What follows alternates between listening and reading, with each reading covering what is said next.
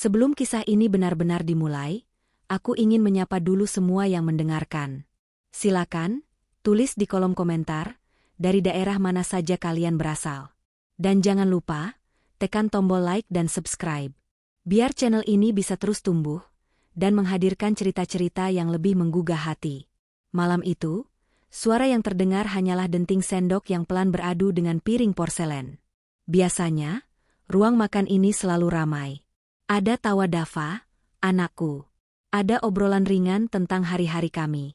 Namun malam ini, berbeda. Sunyi sekali. Keheningan terasa begitu berat, seperti selimut dingin yang menekan dada. Udara di sekelilingku terasa kental. Begitu padat, sampai rasanya bisa diiris dengan pisau.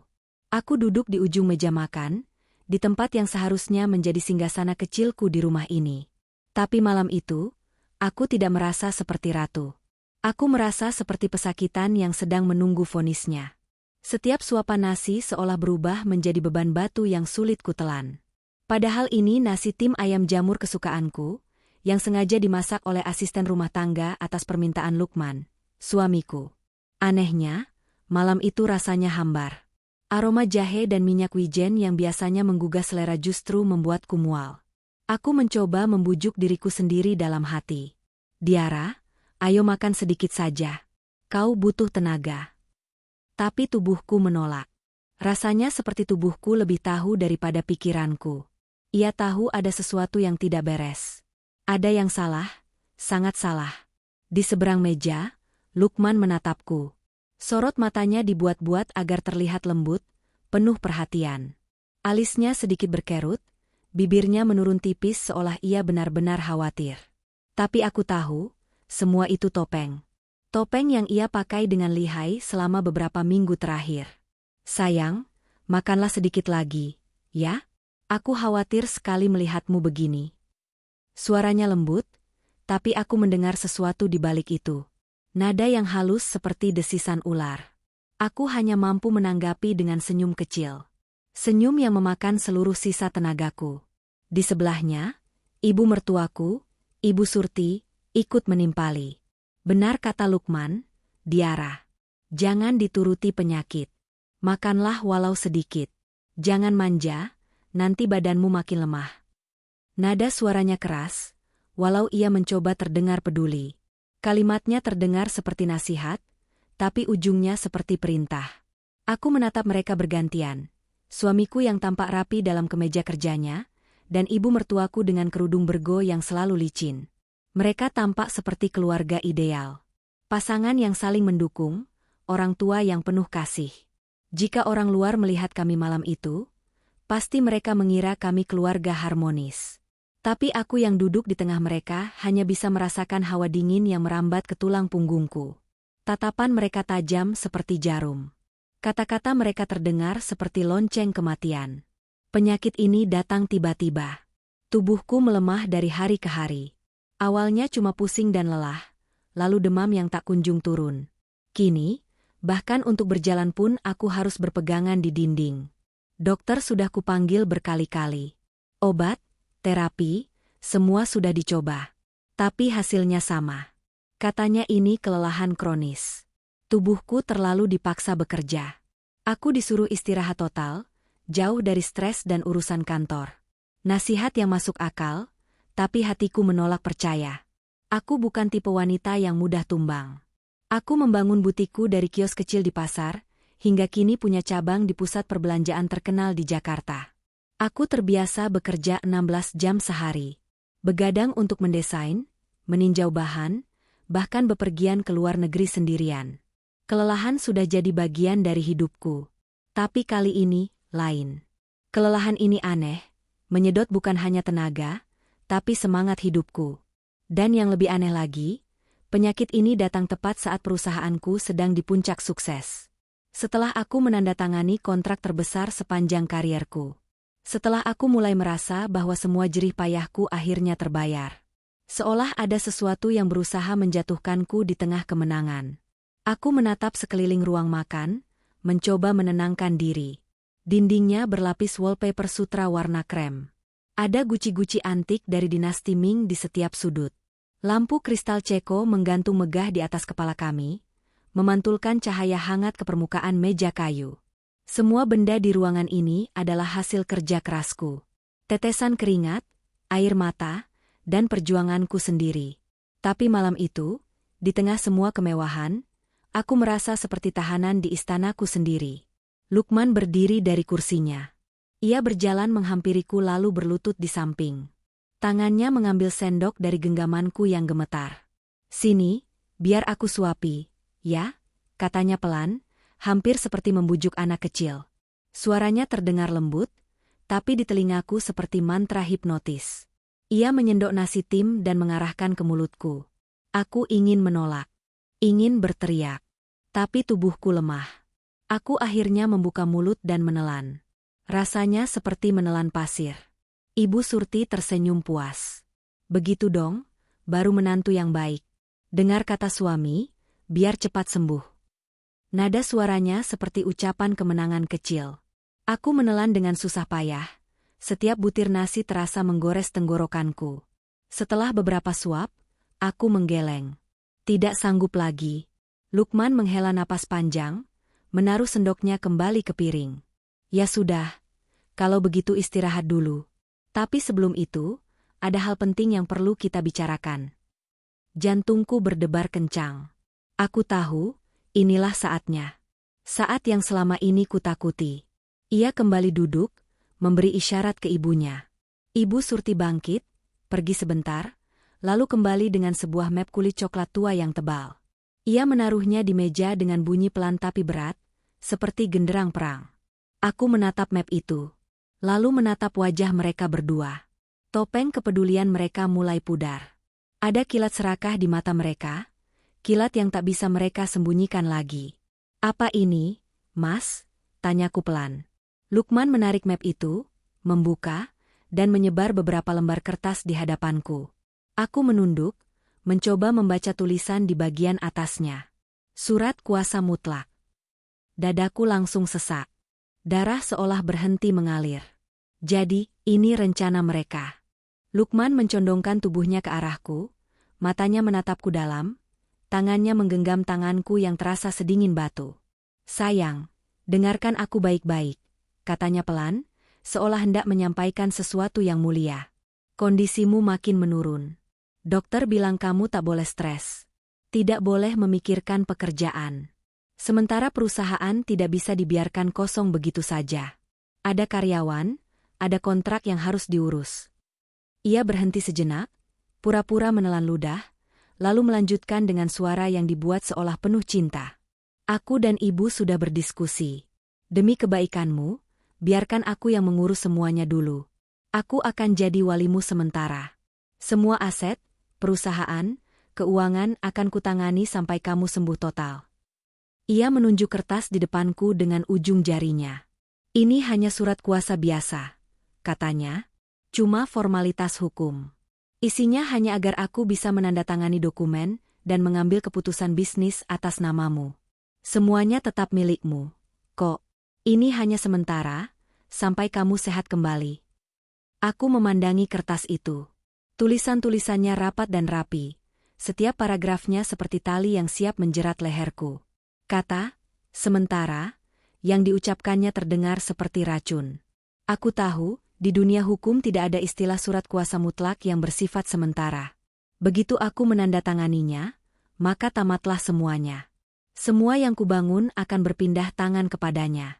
Aku akan menjadi tamu di rumahku sendiri, pengemis di kerajaan yang dulu aku dirikan dengan keringat dan air mata.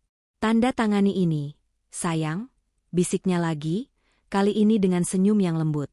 Ia mengambil pena dari saku kemejanya dan meletakkannya di samping kolom tanda tangan yang sudah diberi stiker kecil berwarna kuning. "Setelah ini kamu bisa istirahat. Aku akan urus semuanya. Aku melakukan ini karena aku mencintaimu, Diara. Aku tak ingin kehilanganmu." "Cinta." Kata itu keluar dari mulutnya begitu mudah, tapi terdengar begitu palsu. Aku menatap wajahnya lekat-lekat. Wajah pria yang dulu kucintai, pria yang dulu membuatku percaya pada arti rumah. Kini yang kulihat hanyalah wajah monster berwajah manusia. Di sebelahnya, Ibu Surti tersenyum tipis. Senyum kemenangan yang gagal ia sembunyikan. Mereka pikir aku sudah lemah. Pikiranku tumpul karena sakit. Mereka pikir aku sudah siap menyerah. Mereka salah besar. Beberapa jam sebelum makan malam itu, aku sempat terbangun di kamar. Sinar matahari sore menembus celah gorden, membentuk garis keemasan di lantai marmer. Tubuhku lemah. Kepalaku berat. Setiap sendi seperti berteriak kesakitan. Aku merasa seperti boneka kain yang isinya dikosongkan. Aku menangis pelan, memikirkan betapa rapuhnya hidupku akhir-akhir ini. Namun air mataku berhenti ketika pintu kamar terbuka perlahan. Langkah kecil masuk dengan hati-hati. Dava, anakku, berjalan berjinjit membawa tablet yang ia peluk erat di dadanya. Wajahnya yang polos tampak tegang, ada lingkaran hitam di bawah matanya. Ia takut, tapi berusaha tegar. Dava, sayang, sini, panggilku pelan. Ia berjalan mendekat, duduk di sampingku di tepi ranjang. Ia tidak langsung bicara, hanya menatapku lama dengan matanya yang jernih. Ada sesuatu di sana, sesuatu yang membuatku merinding. Campuran antara sedih dan takut. Ada apa, nak? Tanyaku sambil mengelus rambutnya. Ia menunduk, lalu berbisik, Dava tadi dengar ayah sama nenek bicara di ruang kerja. Aku membeku. Suaranya aneh. Bu, Dava rekam, tapi Dava takut. Rekam? Aku berusaha menjaga suaraku tetap lembut. Coba ibu dengar, ya. Dava membuka tabletnya, jarinya kecil dan gemetar. Ia membuka satu folder, lalu menekan tombol play. Awalnya hanya suara gemerisik. Mungkin karena tablet itu ia sembunyikan di balik pintu. Lalu suara Lukman terdengar jelas. Jadi bagaimana, Bu? Apa langkah kita selanjutnya? Aku sudah tidak sabar. Nada suaranya berbeda. Tajam, dingin, dan bersemangat. Sama sekali bukan suara lembut yang biasa ia pakai di hadapanku. Kemudian suara Ibu Surti terdengar, datar dan penuh perhitungan. Sabar, Lukman. Kita harus pastikan semuanya berjalan mulus. Perempuan itu tidak bodoh. Kita tidak boleh membuat kesalahan sedikit pun. Perempuan itu. Begitu cara mereka menyebutku. Dadaku terasa diremas. Bukan lagi menantu, bukan istri, hanya perempuan itu. Aku terus mendengarkan. Setiap kalimat mereka terasa seperti pisau yang menusuk lambat ke jantungku. Mereka membicarakan semua asetku, membaginya satu persatu. Butik, rumah, mobil, rekening, bahkan perhiasanku. Mereka sudah merencanakan semuanya seolah aku sudah tiada. Rumah ini jual saja. Terlalu banyak kenangan, kata Ibu Surti enteng. Kita pindah ke luar negeri. Beli villa di Swiss. Udaranya bagus. Lukman tertawa kecil. Ide bagus, Bu. Aku urus butiknya. Aku ganti namanya. Tidak akan ada jejak Diara lagi. Ini akan jadi kerajaan bisnis keluarga kita. Kerajaan bisnis keluarga mereka. Aku menatap kosong, darahku serasa berhenti mengalir. Pria yang tidur di sisiku tiap malam ternyata sedang menyiapkan kuburanku. Dan saat aku mengira itu sudah yang terburuk, bagian terakhir dari rekaman itu membuatku hampir muntah. Suara Ibu Surti terdengar lagi, pelan seperti bisikan. Dosisnya sudah pas kan? Jangan sampai dia mati terlalu cepat. Nanti orang curiga. Kita hanya perlu dia cukup lemah dan linglung untuk tanda tangan. Lalu suara Lukman menjawab, sama berbisiknya. Tenang, Bu. Obat tetes ini tanpa rasa, tanpa warna. Aku campurkan di teh herbal yang diminumnya tiap pagi. Dokter bodoh itu saja mengira dia kelelahan. Sebentar lagi racunnya akan bekerja sempurna. Dia akan lumpuh di ranjang, dan semua ini jadi milik kita. Racun. Aku menutup mulut, air mataku menetes deras. Semua yang kurasakan selama ini, lemah, mual, nyeri, bukan karena sakit. Aku diracuni oleh suamiku sendiri. Tubuhku bergetar. Aku memeluk Dava erat-erat. Ia menangis, bahunya bergetar di pelukanku. Aku berbisik di telinganya, SSST. Jangan takut, sayang. Ibu tidak apa-apa. Ibu janji. Dalam pelukan anakku, lahir sesuatu di dalam diriku. Bukan lagi kesedihan. Bukan lagi ketakutan, melainkan amarah yang membara, dan tekad untuk bertahan. Mereka ingin bermain sandiwara, maka aku akan jadi aktrisnya. Mereka ingin mempersiapkan panggung kematian untukku, maka aku akan menulis akhir ceritanya sendiri. Setelah rekaman itu berhenti, kamar menjadi senyap. Hanya terdengar suara napas kami yang saling berpacu.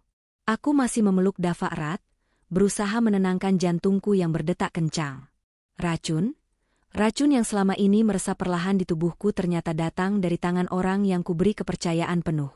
Mataku menatap langit-langit kamar, dan dalam hening itu, aku tahu. Aku tidak bisa lagi berdiam diri. Aku tidak boleh mati dalam keadaan seperti ini. Aku harus melawan. Untuk diriku, dan untuk anakku. Pelan, aku duduk bersandar di kepala ranjang. Dava menatapku khawatir, matanya masih berkaca-kaca. Aku usap pipinya pelan, lalu menatapnya dengan tegas. Dava, dengarkan ibu baik-baik. Malam ini kita akan berpura-pura. Kamu harus tenang, apapun yang terjadi. Mengerti? Ia mengangguk cepat. Dan jangan tunjukkan kalau kamu tahu sesuatu. Ibu butuh kamu berani, ya? Sekali lagi, Dava mengangguk dengan wajah serius yang tak pantas untuk anak seusianya. Aku mengambil ponsel dari meja samping tempat tidur. Tanganku tak lagi gemetar. Dengan sisa tenaga, aku mengetik 2 pesan singkat. Pesan pertama kukirim ke Pak Suryo, notaris kepercayaanku yang sudah mengenalku sejak awal aku membangun usaha kecilku dulu. Pesan kedua kukirim kepada Ibu Maya, direktur bank yang sudah seperti kakakku sendiri. Isi pesannya sama. Pak Suryo, Ibu Maya, ada keadaan darurat. Tolong datang ke rumah saya malam ini, pukul 8. Jangan menunggu di luar. Masuk saja. Ini masalah hidup dan mati. Kuketik dengan hati-hati, tanpa menambahkan satu kata pun yang bisa menimbulkan curiga jika Lukman melihat ponselku. Begitu tombol, kirim, kutekan, aku menarik napas panjang. Ada secercah harapan kecil yang mulai tumbuh di dada. Aku tahu, 2 orang itu bukan sekadar rekan. Mereka adalah 2 benteng yang sudah kususun sejak lama. Sore itu, aku menatap keluar jendela. Langit berubah jingga, matahari perlahan tenggelam di balik pepohonan. Angin sore meniup tirai, membawa aroma bunga melati dari taman kecil di bawah. Entah kenapa, keindahan sore itu terasa seperti peringatan. Tenang di luar, tapi badai besar sedang menunggu di balik senja. Malam pun tiba. Jam di dinding berdetak pelan, menandai waktu yang semakin dekat dengan rencana mereka, dan juga rencana balasanku. Aku duduk di meja makan, menatap wajah 2 orang yang berusaha berpura-pura peduli, sambil menyembunyikan niat busuk mereka. Lukman duduk di seberang, mengenakan kemeja putih licin. Ibu Surti di sampingnya, senyum tipis di bibirnya. Aku, di ujung meja, hanya menunggu waktu. Mereka tidak tahu, aku sudah siap memainkan peranku. Aku akan menjadi Diara yang mereka pikir lemah dan mudah diatur. Aku akan membiarkan mereka percaya bahwa aku sudah kalah. Dan ketika waktunya tiba, aku akan membalikan semua keadaan. Sayang, ayo tanda tangani. Setelah ini kamu bisa tenang, ujar Lukman dengan nada sabar yang dibuat-buat. Aku pura-pura mengangkat tangan gemetar. Jari-jariku bergerak lambat menuju pena di atas meja. Aku membuatnya tampak seperti perjuangan berat. Seolah setiap sentuhan pada pena itu adalah penderitaan. Mataku kubuat sayu, napasku sengaja kuatur agar terdengar tersengal. Ibu Surti memperhatikan dengan puas. Dalam hatinya mungkin ia berkata, akhirnya berhasil. Aku bisa melihat dari kilat di matanya, dari senyum kecil yang sulit ia sembunyikan. Ketika jariku hampir menyentuh pena itu, aku berhenti sejenak. Aku menatap kertas di depanku, pura-pura menelan ludah. Lalu aku mengeluh lirih. Tanganku kram. Aku tidak kuat. Lukman cepat-cepat berdiri. Tidak apa, pelan-pelan saja, sayang. Coba lagi. Hanya 1 tanda tangan. Nada suaranya kini mulai terdengar tegang. Ia berpikir aku ragu, tapi sebenarnya aku sedang menunda waktu. Aku berpura-pura berusaha keras. Kupijat pergelangan tanganku. Air mataku menetes sedikit, air mata palsu yang kulatih di depan cermin, selama bertahun-tahun menghadapi klien dan investor yang keras kepala. Akhirnya aku menjatuhkan pena itu, dan pena itu berguling di atas meja lalu berhenti dengan bunyi pelan. Maaf, aku benar-benar tidak bisa, ucapku pelan. Lukman menahan napas panjang, mencoba tersenyum tapi wajahnya kaku. Sementara Ibu Surti mulai kehilangan kesabaran. Lihat, makanya jangan terlalu dimanja penyakit. Sekarang begini hasilnya. Tanda tangan saja tidak bisa, katanya dengan nada tajam. Aku menunduk, pura-pura sedih. Dalam hati aku tersenyum tipis. Waktu terus berjalan. Dan aku tahu, sebentar lagi bantuan akan datang. Aku mengangkat kepala perlahan. Boleh minta air, Mas? Tenggorokanku kering sekali, ujarku lirih. Lukman tampak lega, berpikir permintaanku wajar. Ia mengambil gelas berisi air putih di dekatnya dan menyodorkannya.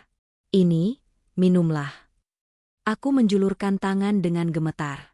Begitu gelas itu kuterima, aku sengaja membuat gerakanku meleset sedikit. Gelas itu tergelincir, jatuh, dan airnya tumpah ke seluruh meja. Beberapa kertas basah kuyup. Tinta di dokumen mulai luntur, membentuk noda-noda hitam di permukaannya. Ya Tuhan, Diara, teriak Lukman. Ia berdiri tergesa, matanya melebar. Ibu Surti panik, mengangkat kertas-kertas itu dan mencoba mengibaskannya di udara. Lihat ini, semua basah. Rusak, katanya marah. Aku hanya duduk menatap mereka, menahan tawa dalam hati. Maaf, tanganku licin, kataku pelan, menunduk seolah malu. Padahal aku tahu, itulah pengalih perhatian yang kubutuhkan. Sambil menunduk, aku meraih ponsel yang kusembunyikan di saku baju rumahku. Layar menyala. Ada 2 pesan masuk. Yang pertama dari Pak Suryo, kami mengerti. Sedang dalam perjalanan.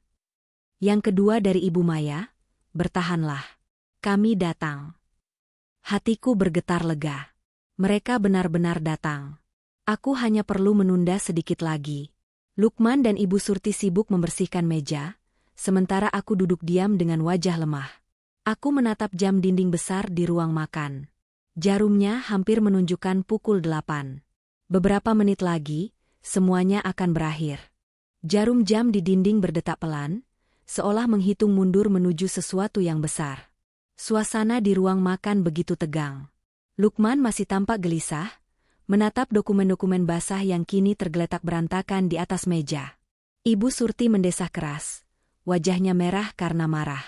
Aduh, sudah ibu bilang jangan dilayani. Lihat sekarang, semua rusak, gerutunya dengan nada tinggi. Aku diam. Hanya duduk dengan wajah lemah dan mata yang tampak kosong. Padahal di dalam diriku, jantungku berdegup cepat. Bukan karena takut, tapi karena tahu sebentar lagi, semua akan berbalik. Bu, kata Lukman cepat, masih ada salinannya di brankas, kan?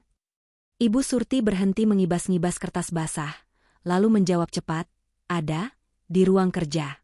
Kunci brankasnya di laci meja rias ibu. Ambil cepat, perintah Lukman tegas. Aku tunggu di sini. Ibu Surti bergegas keluar dari ruang makan. Langkah sandalnya bergema di lantai marmer. Kini hanya aku dan Lukman yang tersisa. Ia mondar-mandir di depan meja, wajahnya penuh kemarahan yang tertahan. Aku menatapnya diam-diam. Tatapannya tajam, matanya seperti mata binatang buas yang sedang marah karena mangsanya lolos. Kamu sengaja, kan? Desisnya pelan, tapi tajam. Aku mengangkat wajahku perlahan, menatapnya dengan pandangan kosong. Sengaja apa, Mas? Tanganku lemah, aku tidak sengaja. Suaraku pelan, bergetar, tapi cukup untuk membuatnya menahan napas. Ia menatapku lama, seolah ingin memastikan apakah aku berbohong atau tidak. Tapi ekspresiku tetap datar. Akhirnya ia mendengus dan berpaling. Beberapa detik kemudian, langkah kaki Ibu Surti terdengar kembali. Ia datang dengan map baru di tangan. Ini, cepat selesaikan. Aku sudah muak dengan semua drama ini, katanya ketus. Lukman mengambil map itu dan mengeluarkan pena lagi. Tapi kali ini, ia tidak lagi bersandiwara. Tatapannya keras, dan tangannya menggenggam lenganku kuat-kuat. Tanda tangan sekarang, katanya dengan nada dingin. Aku mencoba menarik tangan, tapi genggamannya seperti penjepit besi. "Mas tolong," ucapku lirih, tapi ia tidak peduli. Tangannya menekan lenganku ke atas meja, memaksa jari-jariku menggenggam pena. "Jangan bikin aku kehilangan kesabaran, Diara. Sekali saja tanda tangan, semua selesai." Ujung pena nyaris menyentuh kertas. Aku bisa merasakan napasnya yang panas di wajahku. Hatiku berteriak memohon dalam hati. "Tuhan, tolong. Datangkan mereka sekarang. Sekarang." Dan seolah semesta mendengar permintaanku, tiba-tiba, ding, dong. Suara bel rumah terdengar nyaring, memecah ketegangan. Lukman dan Ibu Surti sontak menoleh. Cengkeraman Lukman di tanganku mengendur. Aku menarik napas dalam-dalam, berusaha menahan senyum kecil yang nyaris muncul. "Siapa lagi datang malam-malam begini?" gumam Ibu Surti dengan nada kesal. "Tidak tahu," balas Lukman, wajahnya tegang. Ia menatap jam di dinding, tepat pukul 8. "Biar aku lihat," katanya. Ia berjalan cepat menuju pintu depan. Langkahnya berat dan terburu-buru, suaranya menggema di sepanjang lorong rumah yang sepi. Aku duduk diam, pura-pura bingung, padahal jantungku berdebar keras. Setiap langkahnya menjauh dari meja makan terasa seperti langkah menuju kehancurannya sendiri. Dava berdiri di dekat pintu ruang keluarga, menatapku dari kejauhan. Aku menatap balik, memberi isyarat kecil dengan kedipan mata. Ia mengangguk paham.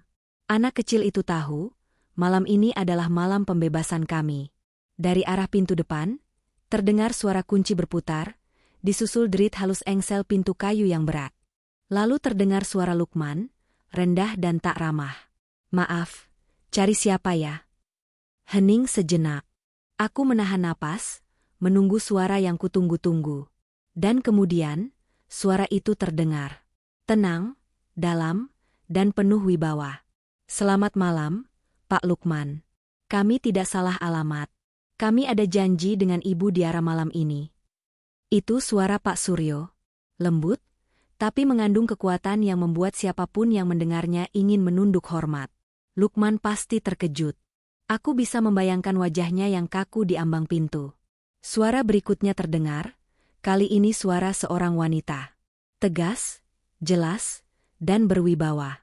"Tidak ada salah paham, Pak Lukman. Kami menerima konfirmasi langsung dari Ibu Diara. Ini urusan penting yang tidak bisa ditunda." Itu suara Ibu Maya. Aku nyaris menangis lega. Mereka datang tepat waktu. Dari ruang makan, aku mendengar suara Lukman yang mulai panik. "Maaf, tapi istri saya sedang sakit keras. Dia tidak bisa menerima tamu." Nada suaranya berubah, terdengar gugup. Tapi Pak Suryo menjawab dengan tenang. "Mohon jangan halangi kami, Pak Lukman. Kami di sini atas urusan resmi. Dan kami punya hak untuk bertemu langsung dengan Ibu Diara." Hening beberapa detik. Lalu kudengar langkah kaki mendekat. Lukman akhirnya menyerah. Beberapa saat kemudian, bayangan 3 orang muncul di ambang ruang makan. Pak Suryo dengan jas abu-abunya yang rapi, rambutnya beruban di pelipis, berdiri tegak dan tenang. Di sebelahnya, Ibu Maya dengan blus biru tua dan tas kerja di tangan, menatap tajam ke arah ruangan. Aura mereka berdua langsung mengubah udara di ruangan. Semuanya terasa berbeda. Kekuatan yang tadinya dikuasai oleh Lukman dan ibunya kini bergeser. Aku bisa merasakannya. Lukman berdiri di pintu, wajahnya pucat pasi. Ibu Surti memandang keduanya dengan kaget, lalu cepat-cepat menunduk. Pak Suryo melangkah mendekat, suaranya tenang tapi tegas. "Selamat malam, Ibu Diara. Maaf kami mengganggu. Sesuai jadwal yang Ibu sampaikan, kami datang untuk membahas beberapa hal penting." Kata-kata itu seperti mantra. Ia tidak menyebut masalah hidup dan mati. Ia tidak menyinggung apapun yang mencurigakan. Ia hanya menegaskan bahwa kedatangannya adalah bagian dari urusan resmi. Dan itu membuat Lukman makin bingung. Aku tersenyum tipis, menatap suamiku. "Mas Lukman, kenapa tidak persilakan tamu kita duduk? Mereka pasti sudah lelah." Nada suaraku pelan, tapi mengandung teguran halus. Lukman menatapku, bibirnya bergetar. Ia tidak punya pilihan selain menuruti. "Silakan, Pak, Bu duduk," katanya dengan suara pelan. Pak Suryo dan Ibu Maya menarik kursi, duduk berhadapan denganku. Ruang makan kini menjadi arena yang berbeda. Tidak lagi tempat makan malam yang sunyi, melainkan ruang sidang tak resmi yang akan menentukan nasib dua pengkhianat. Aku duduk tegak, menatap map di atas meja. Pak Suryo, Ibu Maya, kataku dengan suara pelan namun mantap. Kebetulan sekali kalian datang. Mas Lukman dan Ibu sedang membantu saya memeriksa beberapa dokumen penting. Mungkin Bapak dan Ibu bisa sekalian memeriksanya, agar semuanya sesuai prosedur hukum. Wajah Lukman langsung menegang. Ibu Surti menatapku, matanya membulat. Mereka sadar jebakan sedang ditutup perlahan di sekeliling mereka. Ruang makan itu kini sunyi, tapi bukan sunyi yang biasa. Sunyinya seperti ruang sidang, tempat setiap nafas bisa terdengar, setiap detak jam seolah jadi palu hakim. Pak Suryo menatap map di atas meja, lalu menatapku sekilas.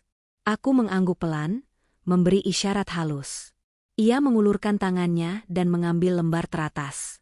Tangannya tenang, tapi matanya tajam. Ia membaca cepat, satu baris lalu dua, lalu berhenti. Surat kuasa mutlak, katanya pelan. Nada suaranya datar, tapi setiap katanya menggema di dinding ruangan. Lukman menelan ludah, matanya berputar ke arahku, lalu ke arah Pak Suryo. Boleh saya tahu, lanjut Pak Suryo dengan tenang, untuk keperluan apa dokumen sepenting ini dibuat? Pertanyaan itu sederhana, tapi efeknya seperti petir di tengah malam. Ibu Surti langsung menegang. Lukman tersenyum kaku, mencoba tertawa kecil, tapi suaranya patah di tenggorokan. Ah, Pak Suryo ini, katanya terbata. Tentu ini cuma formalitas. Istri saya sedang sakit, Bapak bisa lihat sendiri. Jadi saya bantu urus perusahaan sementara waktu. Supaya gaji karyawan, tagihan, semua tetap berjalan lancar. Ia menatapku, mencoba menampilkan wajah penuh kasih. Aku balas menatapnya, datar. Pak Suryo hanya mengangguk pelan. Begitu ya formalitas, gumamnya sambil membolak-balik halaman. Kemudian ia menatap Lukman lagi. Kalau hanya untuk urusan operasional, biasanya cukup dengan surat kuasa khusus, bukan surat kuasa mutlak. Yang satu bisa dicabut kapan saja, yang satunya tidak bisa sama sekali. Tahu bedanya, kan, Pak Lukman? Ruangan menjadi lebih dingin. Aku bisa melihat keringat dingin di pelipis Lukman. Ia berusaha tetap tenang, tapi suaranya mulai goyah. Ya saya hanya ingin membantu, katanya tergagap. Tolong jangan salah paham, Pak Suryo. Namun Pak Suryo tidak lagi melihatnya sebagai teman bicara. Ia menatap dokumen itu, mengetuk ujung kertas dengan jarinya pelan. Kalimat di sini jelas sekali. Kuasa penuh atas seluruh aset, termasuk hak menjual, menggadaikan, dan memindahtangankan tanpa persetujuan pemilik sah. Dan ini ada klausul, tidak bisa dicabut kembali. Ia mendongak, menatap lurus ke wajah Lukman. Itu artinya, kalau Ibu Diara tanda tangan, seluruh kekayaannya akan menjadi milik Anda. Secara hukum dan permanen. Lukman diam. Ibu Surti mendesis pelan. Bapak ini terlalu ikut campur. Ini urusan keluarga. Anak saya hanya ingin menolong istrinya yang sakit. Itu saja, katanya dengan nada tinggi. Namun sebelum Lukman sempat menimpali, suara tajam Ibu Maya memotong. Maaf, Bu Surti, katanya dengan nada dingin, ini bukan lagi urusan keluarga ketika yang dibicarakan adalah aset senilai ratusan miliar yang terhubung dengan lembaga keuangan kami. Kami wajib memastikan tidak ada tekanan, penipuan, atau penyalahgunaan kuasa. Nada bicaranya profesional tapi menggigit. Lukman terdiam, rahangnya menegang. Aku tahu, benteng mereka mulai retak.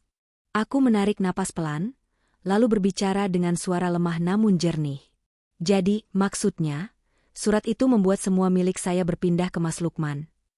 Aku memandangnya dengan tatapan bingung, seperti orang yang baru saja tahu dirinya ditipu. Tidak, sayang, Lukman cepat-cepat menjawab. Itu cuma sementara. Kamu kan tahu, aku tidak akan pernah mengambil apapun darimu. Aku cuma mau menjaga perusahaan supaya tidak kacau. Pak Suryo menatapnya dengan tatapan dalam, seolah sedang menimbang kebohongan yang baru saja diucapkan. Kemudian ia berkata tenang. Kalau memang begitu, kita bisa robek saja dokumen ini. Besok saya bantu buat surat kuasa khusus yang terbatas, hanya untuk urusan operasional. Lebih aman untuk semua pihak. Suara Pak Suryo terdengar lembut, tapi itu adalah langkah skakmat. Kalau Lukman setuju, rencananya hancur. Kalau menolak, kebusukannya akan terlihat. Wajah Lukman memucat. Ia tidak menjawab. Tangannya mengepal di atas meja. Matanya menatap ibunya, meminta petunjuk. Tapi Ibu Surti hanya menggigit bibir, kehilangan kata-kata. Aku tahu, inilah saatnya. Saat di mana tirai sandiwara mereka harus disobek habis. Aku menoleh ke arah pintu, tempat Dava masih berdiri diam dengan tablet di tangannya. Dava, kataku pelan tapi jelas, tolong bantu ibu, ya. Putar presentasi yang sudah kamu siapkan. Semua orang menoleh ke arahku. Lukman mengerutkan dahi. Presentasi? Apa maksudmu? Tapi Dava sudah bergerak. Langkah kecilnya tenang, pasti. Ia menuju televisi besar di dinding ruang makan dan menyambungkan tabletnya. Layar gelap itu menyala, memantulkan cahaya biru ke wajah semua orang. Aku menatap Lukman sekilas. Ia tampak bingung, tapi hanya beberapa detik. Sampai suara itu terdengar. Suara yang sama persis dengan suaranya sendiri. Jadi bagaimana, Bu? Apa rencana kita selanjutnya? Aku sudah tidak sabar. Suara Lukman menggema dari televisi. Jernih, tajam, nyata. Lukman langsung berdiri. Apa-apaan ini? Matikan, Dava, bentaknya. Tapi Pak Suryo segera menepuk meja, suaranya berat dan berwibawa. Duduk, Pak Lukman. Nada perintahnya seperti palu godam. Lukman berhenti di tempat. Wajahnya tegang, tubuhnya gemetar. Rekaman terus berputar. Kata demi kata keluar tanpa bisa dihentikan. Suara Ibu Surti terdengar dingin. Kita harus pastikan semuanya berjalan mulus. Perempuan itu tidak bodoh. Jangan sampai salah langkah. Kemudian suara tawa kecil yang kering. Dan suara Lukman lagi, penuh keserakahan. Rumah ini kita jual saja. Aku akan rombak butiknya, ganti nama, tidak akan ada lagi jejak Diara di sana. Ibu Maya menatap layar itu dengan ekspresi ngeri. Sementara aku duduk diam, menatap wajah dua orang itu yang kini kehilangan warna.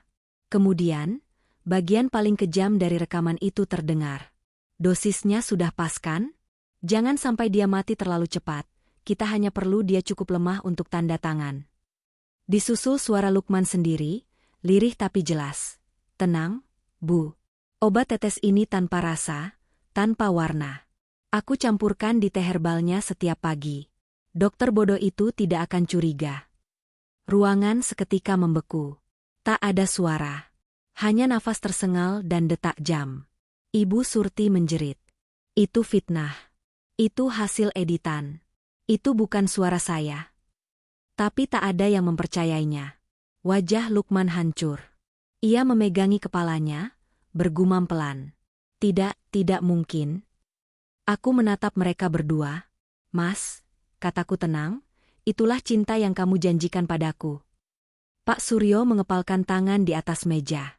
Ibu Diara, katanya perlahan, dengan izin Anda, saya akan segera hubungi pihak berwajib. Ini sudah bukan sekadar penipuan. Ini percobaan pembunuhan. Lukman menatapku, suaranya parau. Diara, aku mohon, dengarkan aku dulu. Tapi aku menatapnya dingin. Tidak perlu. Aku sudah mendengarmu cukup lama. Keheningan setelah rekaman itu berhenti terasa panjang, sangat panjang. Seolah waktu menahan napas. Tak ada yang berani bicara, bahkan detik jam di dinding terdengar jelas memukul udara. Ibu Surti menatap kosong ke arah televisi, matanya liar, bibirnya bergetar tanpa suara. Lukman duduk membungkuk, wajahnya tertutup kedua tangan. Tubuhnya gemetar hebat. Ia terlihat bukan seperti seorang suami, bukan pula seorang pria, tapi seperti anak kecil yang ketahuan mencuri, kehilangan semua kebanggaannya. Pak Suryo perlahan berdiri, suaranya rendah namun tegas. Cukup, katanya. Bukti ini sudah lebih dari cukup. Ia menatapku. Ibu Diara, izinkan saya menghubungi pihak kepolisian. Ini bukan lagi urusan rumah tangga, ini tindak pidana berat. Aku mengangguk pelan. Lakukan, Pak, kataku lirih, tapi tegas. Suara yang keluar dari bibirku bukan lagi suara wanita lemah. Suara itu milik seseorang yang baru saja kembali menemukan dirinya sendiri. Ibu Maya segera mengeluarkan ponselnya. Wajahnya keras, matanya menatap Lukman seperti sedang menatap pelaku kejahatan di ruang interogasi. Dengan suara rendah namun tegas, ia berkata ke teleponnya.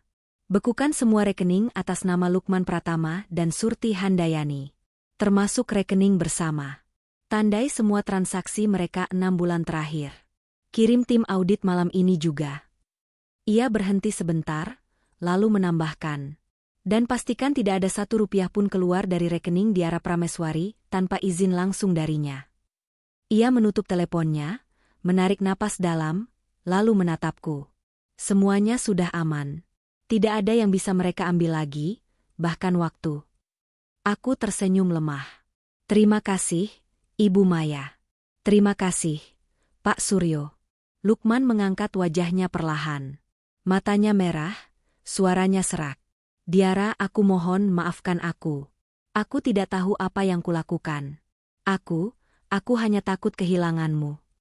Kata-katanya bergetar, tapi tak ada rasa tulus di sana. Semua terdengar seperti alasan murahan yang terlambat datang.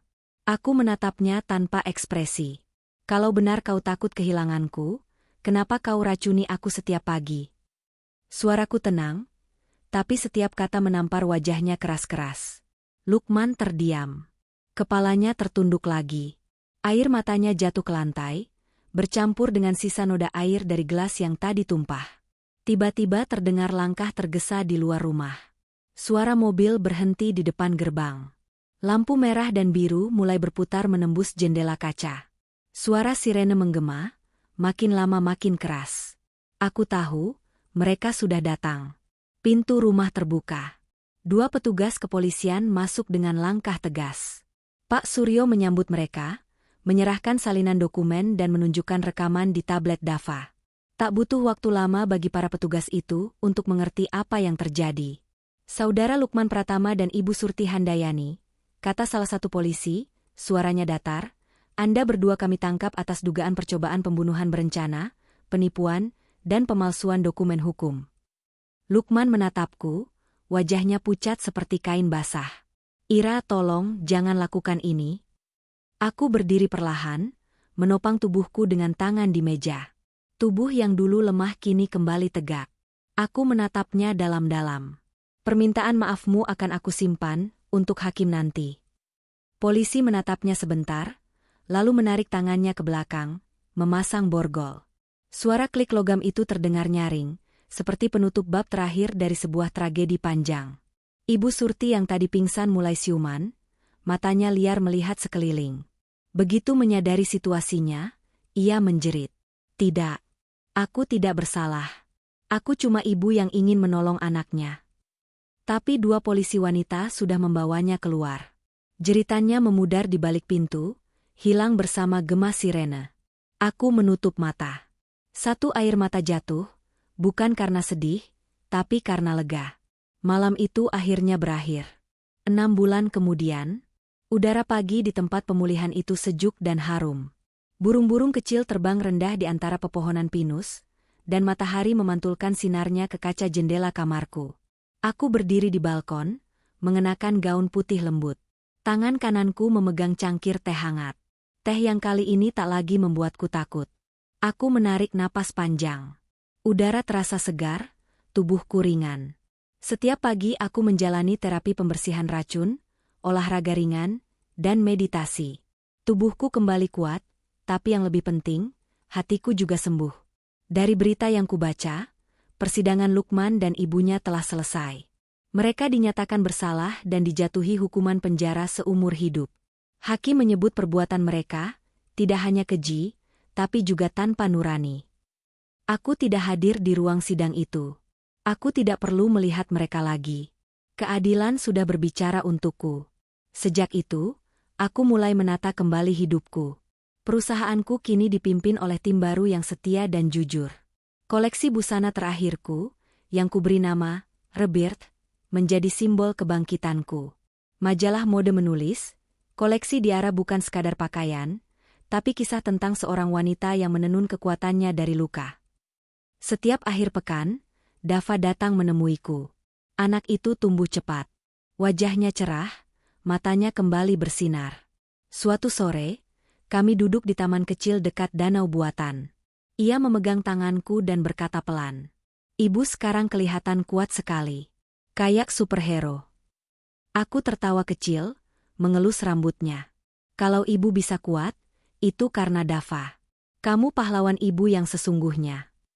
Kami duduk lama, memandangi langit senja yang berwarna jingga keemasan. Angin lembut berhembus, membawa bau tanah dan rumput basah. Untuk pertama kalinya dalam waktu yang lama, aku merasa damai. Hari ini aku akan pulang ke rumah yang sudah direnovasi, bersih dari masa lalu. Dindingnya kini dicat putih, jendelanya lebih lebar, dan setiap ruang penuh cahaya. Tidak ada lagi bayangan atau racun yang bersembunyi di sana. Hanya kehidupan baru yang menunggu. Ketika mobil berhenti di depan pintu gerbang, Dava berlari memelukku erat. "Selamat datang di rumah, Ibu," katanya dengan senyum lebar. Aku memeluknya kuat-kuat. "Terima kasih, pahlawanku," bisikku. Pak Suryo dan Ibu Maya berdiri di belakang kami, tersenyum haru. Sahabat sejati yang datang bukan hanya menyelamatkan nyawaku, tapi juga mengingatkanku siapa diriku sebenarnya. Aku melangkah masuk ke dalam rumah itu, menatap sekeliling. Sinar matahari sore menembus jendela, menari di lantai marmer yang kini terasa hangat. Semua terasa baru, bersih, hidup. Aku berdiri di tengah ruang tamu, menatap ke langit-langit. Satu kalimat terlintas di benakku, aku tidak lagi korban. Aku adalah penyintas. Dan untuk pertama kalinya setelah sekian lama, aku tersenyum tanpa rasa takut. Racun di tubuhku mungkin pernah hampir membunuhku, tapi racun itu pula yang menumbuhkan kekuatanku. Fajar telah datang, dan malamku akhirnya berakhir. Pemirsa yang terhormat, jika kisah ini menyentuh hati dan membuat Anda berpikir, silakan berlangganan dan tinggalkan komentar. Setiap komentar dari Anda menjadi inspirasi bagi kami, dan setiap kata membuka jalan bagi kisah baru. Semoga Allah memberi kedamaian di hati Anda, keberkahan dalam keluarga, dan cahaya dalam perjalanan hidup Anda. Semoga setiap hari yang Anda jalani dipenuhi kebahagiaan, dan setiap kata yang Anda dengar membawa kebaikan.